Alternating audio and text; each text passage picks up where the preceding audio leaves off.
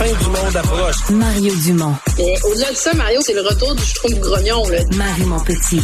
Il était pas de bonne humeur, puis ça allait pas comme il voulait. La rencontre, Montpetit-Dumont. Bonjour Marie. Bonjour Mario. Avant d'aller à tes sujets dans la sphère politique, une nouvelle de toute dernière heure, là, le journal Le Nouvelliste à Trois-Rivières qui nous annonce le décès d'Yvon Picotte, ancien ministre libéral, pilier pendant des décennies de la politique dans la région du centre du Québec, l'ancien député de la circonscription de Masquinongé, était ministre de l'Agriculture des régions, différents postes, entre autres sous Robert Bourassa. Donc, on savait que M. Picotte malade depuis quelques mois, même une couple d'années, là, mais donc départ d'Yvon Picotte ça s'est passé, je pense, au cours des dernières heures, donc à ses proches, nos plus sincères condoléances. Oui, donc tu veux me parler aujourd'hui de cette du travail de nos cols bleus là qui disent connaître des trucs pour faire travailler moins leur monde ou ralentir le travail? Ralentir le travail naturellement, Mario. C'est ainsi que ça s'appelle. Donc, c'est pas parce que... Puis on va écouter l'extrait, c'est le chef du syndicat des cols bleus de la Ville de Québec. Rappelons-nous, important, qu'ils sont en négociation avec la Ville. Donc, Luc Boissonneau qui a expliqué à ses membres, tu sais, il leur a dit, écoutez, vous savez, c'est pas légal au Québec, ralentir, mais il y a des façons de ralentir le travail. Naturellement, on a un extrait, Mario, qu'on va écouter. Fait que c'est important, il y a quoi? Appel, OK? Par quoi? Par les ondes téléphoniques. Les gens des immeubles, les gens des usines. Faut que tu aies fini ta job. Hey boss, qu'est-ce que je fais? On va ralentir le travail de cette façon-là, parce qu'il faut dire qu'on n'a pas le droit officiellement de ralentir le travail. OK? En fonction du Code du travail du Québec, OK? On ne peut ralentir de façon officielle, ça veut dire rien faire. OK, ça, on n'a pas le droit. Mais la façon de le faire est très simple. On prend le côté légal, puis on va faire ce qu'ils nous demandent de faire. C'est quoi? Écouter nos patrons. OK, hey boss, qu'est-ce que je fais? OK, je m'en vais, je vais prendre un exemple bien simple. Je m'en vais, va ramasser du tuteur au 24,90. Ben, je m'en vais ramasser du tuteur au 24,90. Mais s'il y a un tuteur au 24,80, t'as pas dit de le ramasser, mais tu le ramasses pas. Ils te retourneront le ramasser. Et là, Marie, c'est le contribuable qui écoute ça, là. Écoute, Mario, il y a pas 48 heures, je posais la question, mais pour la Ville de Montréal. Tu sais, je demandais s'il y avait encore cette culture. Tu sais, mon père, moi, il me parlait de ça, là, dans les années, genre, 60, là, où il me disait, tu sais, ses premiers jobs sur des chantiers, il se faisait dire, hey, petit gars, travaille pas trop vite, tu sais, parce que, puis je me disais, c'est-tu encore là, cette espèce de culture-là à la Ville de Montréal? Ça se fait-tu que tu vas te cacher dans une ruelle, ou tu travailles pas, ou si on te l'a pas demandé, t'en fais pas plus, tu sais, parce qu'on parlait beaucoup de la propreté de Montréal. Puis là, j'entends ça, puis je me dis, c'est épouvantable d'entendre ça, de dire va chercher ton petit poteau, mais s'il y a un petit poteau à côté, tu le prends pas. Puis tu sais là, il va nous répondre là, c'est une période. Là, il a pas commenté évidemment, chef syndical, mais il pourrait à la limite juste dire c'est vraiment parce qu'on est en égo, mais c'est toute cette culture là qui s'imprègne puis qui reste après ça. Puis entre nous, Mario, si ça existe à Québec, j'aurais tendance à penser que ça existe dans d'autres villes aussi, dont Montréal, mais d'autres villes aussi. Pas à Montréal, peut-être ailleurs, mais pas l'École bleue de Montréal. Non, ça je crois. Non, là t'exagères. Pas l'École bleue de Montréal. Mais tu sais, on se demande tout le temps quand mais faut que je t'en compte une. Faut que je t'en compte une. Ouais. J'étais tout nouveau député, peut-être ma première, deuxième année.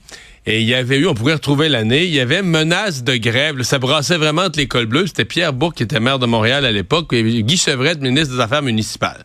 Et Guy Chevrette, pour éviter la grève, Guy Chevrette avait menacé d'une loi spéciale, l'avait pas imposée, mais avait fait une journée, une espèce de séance de commission parlementaire avec 4-5 groupes, la Ville, le syndicat des cols bleus, pour dire, venez nous dire s'il faut une loi spéciale, s'il en faut pas. Mais c'était une façon de mettre de la pression sur tout le monde, tu sais. Et le président des cols bleus à l'époque avait dit, parce qu'il y avait un rapport de la Ville qui disait que les cols bleus avaient un taux de productivité de 30%. Et le président des cols bleus, plutôt d'être mis sur la défensive par ça, de dire, écoute, là, on se fait dire qu'on se traîne les pieds, on se fait accuser d'avoir une productivité de 30%. Il prenait ça par l'offensive. Vous avez vu, là, la productivité était évaluée à 30%. si vous nous imposez une loi spéciale, là, ça va être pire. Ça va être en bas. Ça va être pire. Mais là, il a pas dit ça à cachette, là. Il était dans le Salon Rouge, à l'Assemblée nationale, dans le gros fauteuil. C'est lui qui avait la parole, le micro ouvert. Puis il menaçait Pierre Bourque, puis Guy Chevrette, le ministre des Affaires municipales, que s'il leur imposait une loi spéciale, la productivité allait baisser en bas de 30 %. Tu dis, OK, ça va bien. C'est surréaliste. Donc, c'est très assumé, finalement. C'est ça que tu me dis. À 30 %, ils disent, on peut faire pire. On a de la marge. On peut faire ralentir le travail naturellement. Mais, tu sais, moi, je me dis, ça se peut pas, Mario, que quelqu'un qui soit filmé comme ça publiquement, ça se retrouve sur les médias sociaux. Il n'y a pas de conséquences, en plus de ça. Il n'y a pas de conséquences. Ce gars-là, il donne ça comme mot d'ordre, comme chef syndical à ses troupes. Mais est-ce que le devoir de la ville, ça devrait pas être d'émettre immédiatement en lock-out? Parce que le droit de lock-out de l'employeur, il sert à ça. Si quelqu'un te dit qu'il va ralentir la productivité, nuire à l'employeur volontairement, comme moyen de pression malhonnête, il te fait. Mais là, lui, il dit qu'il va le faire, mais il demande quasiment à son employeur.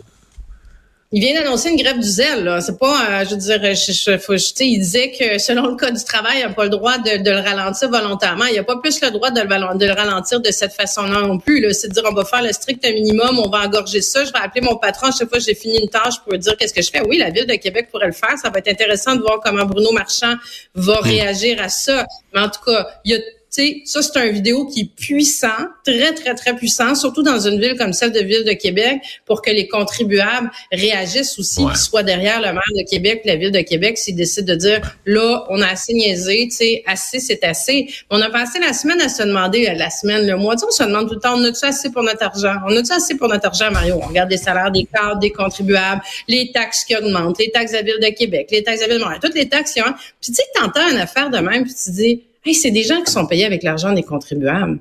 Tu sais, puis ils nuisent, tu sais, au-delà du discours, là, c'est comme tu vis dans ta ville à Québec, comme col bleu, là. Je veux dire, tu te nuis à toi-même, tu nuis à tes voisins, ça me sidère, Mario, ça me sidère les gens. C'est toute la notion, tu sais, de fierté de son travail, là, tu sais, la notion de fierté de ce que t'accomplis, ce que tu laisses derrière toi, c'est quand tout. Hey, il nous reste moins de temps, là. Parlons de Québec solidaire. Tu veux me parler des enjeux, du sondage qui vient de sortir, pas très favorable, mais tous les enjeux là, autour du virage que Gabriel Nadeau-Dubois essaie de faire prendre au parti. Ben, deux éléments, tu sais, rapidement, comme on n'a pas beaucoup de temps. Au niveau de Québec solidaire, dans le sondage, là, c'est une chute phénoménale. Il va falloir voir, tu sais, si elle demeure suite à, dans le prochain sondage, déjà, tu sais, ou si c'est vraiment comme dans la marge d'erreur.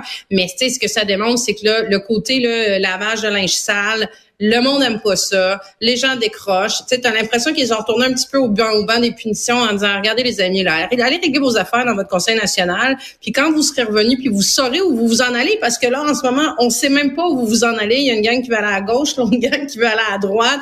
Vous vous tapez dessus. Ben, vous nous rappellerez à ce moment-là. Puis tu sais, il y a un petit bassin versant, moi, que je vois beaucoup, parce qu'il y a le PLQ qui a remonté un peu aussi. Moi, j'ai entendu beaucoup depuis 2 ans des libéraux qui ont quitté vers Québec solidaire. À la dernière élection, là, des gens qui ont dit, moi, le Parti libéral du Québec, avec toutes les chicanes qu'il y a eu justement à l'interne, tout le monde qui ont dit, je vais vers Québec solidaire, des gens plus de gauche, peut-être plus nationalistes de la frange libérale. Mais là, finalement, qui regardent à Québec solidaire où il y a pas plus de vision, il y a des chicanes internes aussi, où là, ils se disent, bon, là, finalement, je redeviens orphelin politique, ou je redonne une chance à mon ancien parti.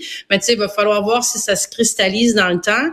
Puis l'autre élément rapidement que je trouvais intéressant, c'est toute la chute, ben pas la chute, mais la descente du PQ. Ben la chute, là, c'est quand même, tu sais, moins 11 points pour le PQ dans la région de Québec et plus 9 points pour la CAQ, ce qui est très important. Donc là, on se demandait, est-ce que c'est un peu le mystère Québec? J'ai fait quelques appels aujourd'hui.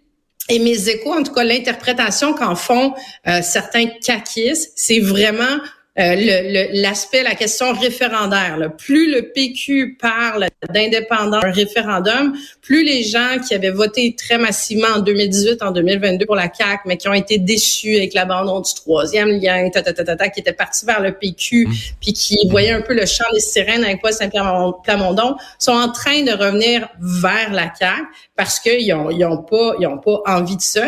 Et ça, c'est encore plus vrai dans la grande région de Québec, tu sais, qui est encore plus à droite, qui veut pas de référendum, donc la Beauce, dans tous ces endroits-là. Donc, tu sais, il faudra pas être surpris qu'au cours des prochaines semaines, François Legault amène encore plus. Là, ils vont revenir à l'Assemblée nationale la semaine prochaine. Là. Je serais pas surprise qu'ils, dans la période de questions, amènent systématiquement Paul Saint-Pierre Plamondon à parler de questions référendaires. Quand est-ce que tu vas le faire dans un premier mandat pour justement lui continuer à remonter dans la région de Québec où les